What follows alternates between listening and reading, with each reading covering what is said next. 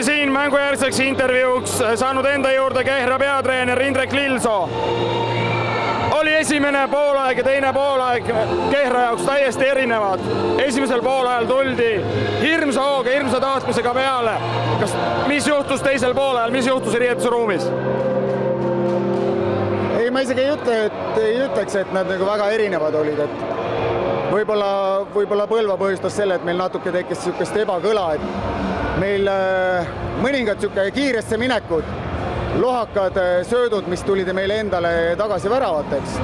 Sellest on väga kahju, et kui sul on võimalus ise panna ja hoopis tegelikult tuleb sulle endale tagavõrk saiseb, aga võib-olla natuke, tõesti me alustasime hästi ja olime väga hea rütm oli, aga enda natuke rütm läks sassi just eemaldamiste põhjal ja võib-olla ise emotsionaalselt ka, kuna on finaaliga tegemist, siis ei kontrollinud päris hästi seda olukorda, et tegelikult see esimese poolaja lõpp ei olnud kõige parem. Aga ei, nagu karika finaal on, et seal loeb väiksed asjad loevad ja Põlva tegi mõningad otsused paremini seega. Ega see ei tähenda, karikas on läinud, aga kevadel on meistrivõistluste finaal kindlalt. See aasta Kehra on üks kõva pretendent meistritiitlile. On see kindel? Me ise küll usume sellesse ja kui me usume sellesse, siis see on kindel. Aga jaa, aitäh teile, oli meeletu lahing. Kahju, et Kehral nii läks, aga edu edaspidiseks, terveks hooajaks. Jaa, tänud. Ja on siin intervjuuks ka Rein Suvi siis Põlva Serviti poolelt. Kalmer on oma hääle ära röökinud. Ilmselt võib-olla mitte nii palju, et tegelikult olid asjad, mis toimisid ja ühel hetkel olid võib-olla mõttekohad olid väravahti, sai õigel ajal ära vahetatud tema poolt ja hoidsime mängijate sellist vahetust ka, et ei toonud sisse Sergei Ljubtšenkot üldse ja 4 tagamehega mängisime selle mängu nagu ära, et Mario Karuse roll ka väiksem, et Deniss Laukene, Henri Hiiend, uus mees, Anatoli väga sümpaatse esituse tegid täna, olid nemad Serviti vedajateks? Kindlasti ja see Anatoli, me ei mõelnudki, et tema osa veel nii suur saab olema meil selles mängus, aga Indrek Neeme eilne väljajäämine või vigastuse saamine andis talle kohe suure nagu mängukoormuse ja tegelikult hea käik meile juures. Põlva Serviti karika võitja sellel aastal, revanss on eelmise aasta eest võetud. Nüüd on jäänud meistritiitel ainult veel kevadel koju tuua. Et kuidas läheb aasta lõpp, kas antakse meestele ka hetk puhkust või on mängugraafik nii tihe, et läheb kohe edasi?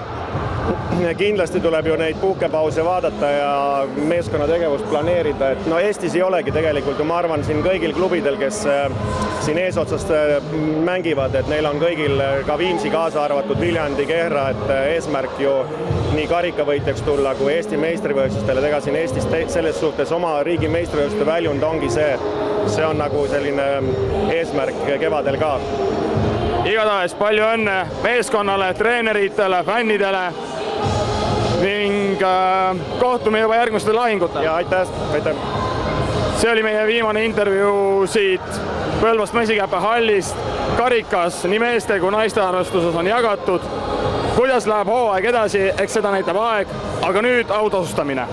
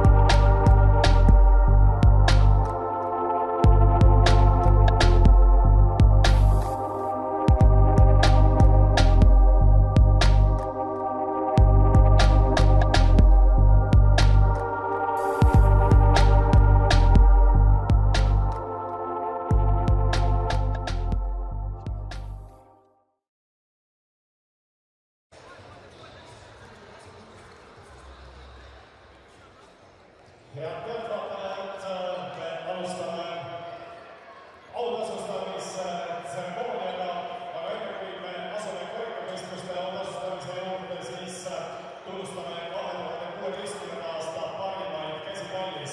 Aasta hakkab lõppema ja paras aeg siis tagasivaade teha. Autasustajateks on härra Helir-Valdor Seeder, Eesti Käsipalliliidu juhatuse liige ja Riigikogu liige ning härra Georg Kõlisaar, Põlva vallavanem. Ja alustame 2016. aasta parimate autasustamist kõigepealt nendest, keda hetkel kohal ei viibi. Aasta meeskäsipallur. Väike vihje juba oli, teda siin ei ole. Aga selleks on Teder Jaanimaa.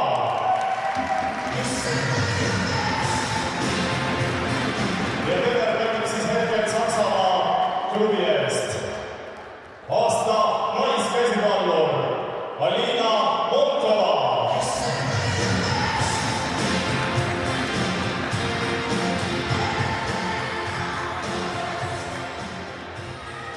Edasi aasta käsipallikohtunikud Martin Lillepea ja Maarja Kull.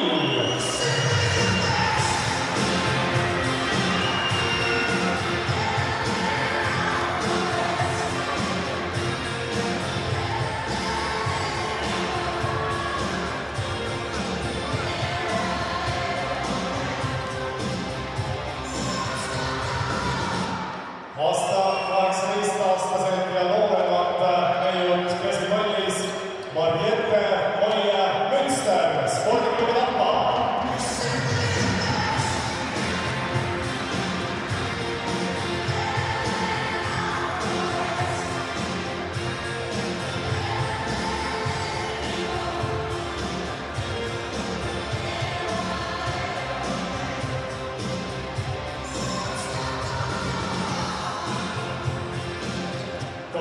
Aastased ja nooremad noormehed.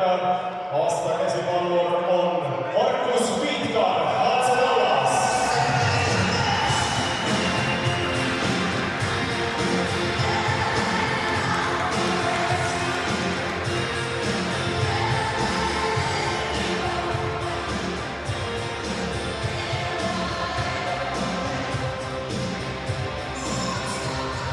Aasta treener on Elmo Koppelmann, spordiklubi Tappa.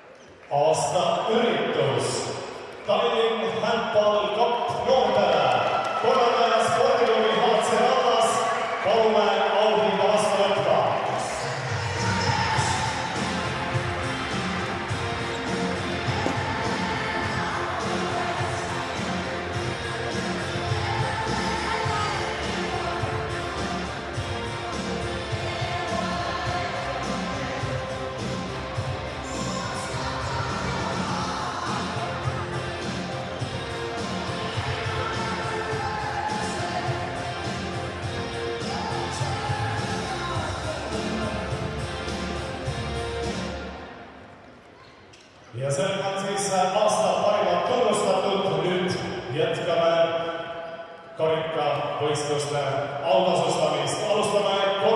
koha meeskonna mängijatest. Joel Urbel.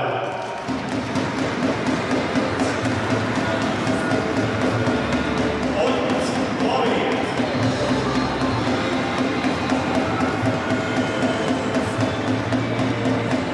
Kristjan Koovit.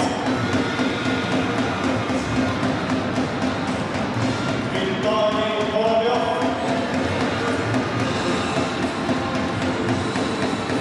Kristo Voika. Mikk Varik. Sten Vaasalu.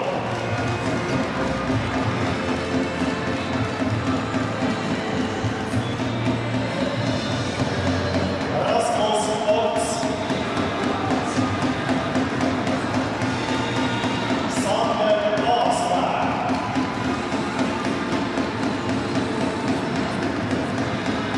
Sergei Vladimирov.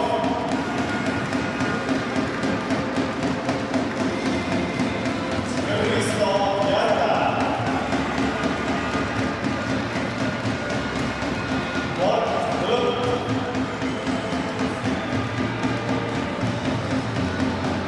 Magnus Varik.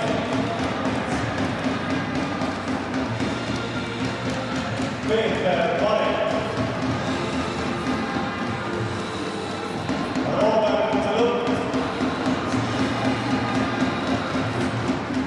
Treener Marko Koks.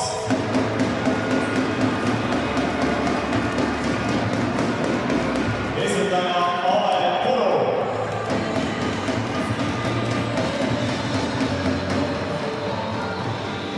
Ja 2016. aasta Eesti kõrgvõistluste käsipallis saavutas 3. koha HC Viljandi.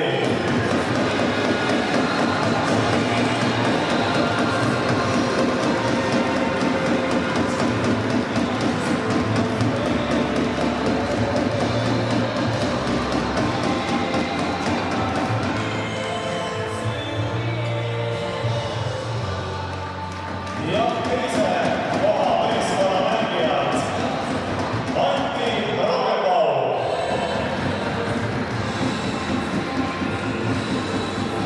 Nikita Jermašević,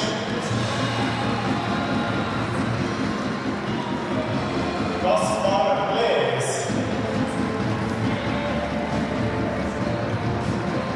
Dmitri Jankovski,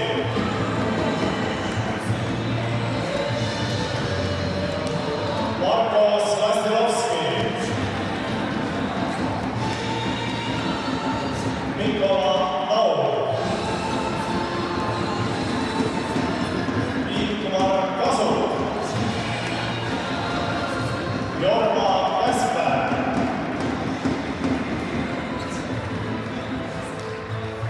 Siim Normak,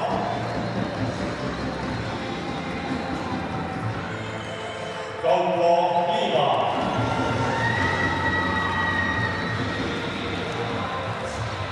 Uku Tanel Laast, Indrek Novak, Martin Kerot, Siimon Tänapots, Jaan Kauge, Rainer Seerman,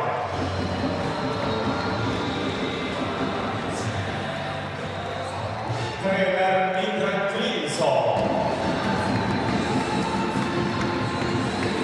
esindaja Priit Pajus ja esindaja Rene Kallo, esindaja Berin Külse, esindaja Tiit Pajus ja 2016.